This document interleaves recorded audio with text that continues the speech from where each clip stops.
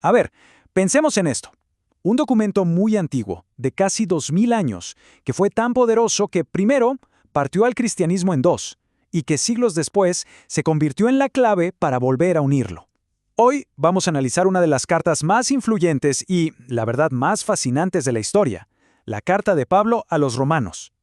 Es que como dijo el pastor Mark Bogner, esta carta pasó de ser el texto de nuestras divisiones a ser el texto de nuestro encuentro. O sea, lo que antes era un campo de batalla teológico, ahora se está reinterpretando de una forma radical. Muchos la ven no como una fuente de conflicto, sino como un mensaje de unidad profunda. Pero a ver, ¿cómo es posible que un mismo texto pueda significar dos cosas tan opuestas? Bueno, por casi 500 años, esta carta fue el epicentro de un terremoto que dividió a las iglesias de Occidente. Pero, ¿qué pasa? Que los académicos modernos, al volver al contexto original, al del siglo I, están descubriendo que quizás el punto central de Pablo no era el que siempre pensamos. Y para entender esto, tenemos que viajar en el tiempo. Para entender esa primera gran transformación, esa que dividió todo, nos vamos a 1516. Ahí conocemos a Martín Lutero. Su lectura de la carta a los romanos no fue una interpretación más, fue literalmente la chispa que encendió la Reforma protestante. Y aquí está el corazón de su idea, la justificación por la fe. El concepto es simple, pero en su momento fue revolucionario. La salvación no se gana con méritos, no se gana cumpliendo leyes religiosas. Es un don, un regalo que se recibe por gracia, a través de la fe. Y punto. Y claro, esta idea fue una bomba. Generó un conflicto directo. En la lectura tradicional, se entendía que Pablo estaba atacando un judaísmo que se enfocaba demasiado en la ley, que estaba diciendo que la fe en Cristo, y no las obras de la ley, es lo que de verdad salva. El debate se centró en eso, la gracia de Dios contra el esfuerzo humano. Y así fue. Por 500 años, esta fue la historia que se contó. La carta a los romanos se convirtió en el texto clave para debatir la salvación de cada individuo, y esto creó una división teológica profundísima que, moldeó el mundo occidental tal y como lo conocemos. Pero, un momento. ¿Y si esa lectura, con todo lo poderosa que fue, en realidad se hubiera perdido del verdadero problema que Pablo intentaba resolver? Los académicos modernos empezaron a hacerse una pregunta que lo iba a cambiar todo. Y esta es la pregunta del millón.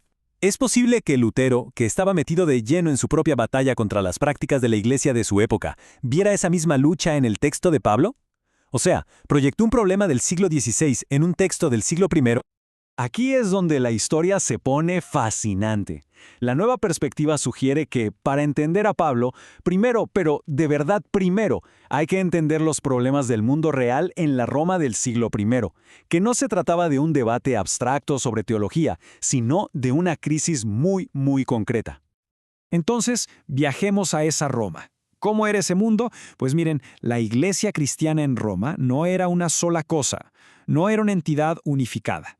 Para nada. Era más bien un mosaico de grupos pequeños, frágiles y a menudo enfrentados entre sí. Resulta que en Roma había una comunidad judía enorme, de hasta 50,000 personas. Muchos eran pobres, exesclavos conocidos como libertos, que vivían en barrios marginales como el Trastevere, y con frecuencia se enfrentaban a la hostilidad de la gente de la ciudad. Y de repente, ¡pum!, pasa algo que lo cambia todo. En el año 49, el emperador Claudio expulsa a los judíos de Roma. La razón, unos disturbios relacionados con un tal Crestos, que casi seguro era una referencia a Cristo. Esta expulsión probablemente dejó a los cristianos que no eran judíos, los llamados gentiles, en una posición de poder dentro de estas pequeñas comunidades.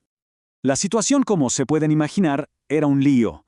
Pablo no le estaba escribiendo a una iglesia unida, sino a un montón de grupos distintos. Había judeocristianos que exigían la circuncisión y el cumplimiento de toda la ley, y otros que eran más flexibles. Y por el lado de los gentiles, algunos adoptaban prácticas judías mientras que otros rechazaban la ley por completo.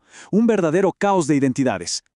Y claro, cuando uno entiende todo este contexto, la carta de Pablo ya no parece un tratado de teología en el aire. Se ve más como lo que era. Una intervención práctica urgente para evitar que esas comunidades se hicieran pedazos.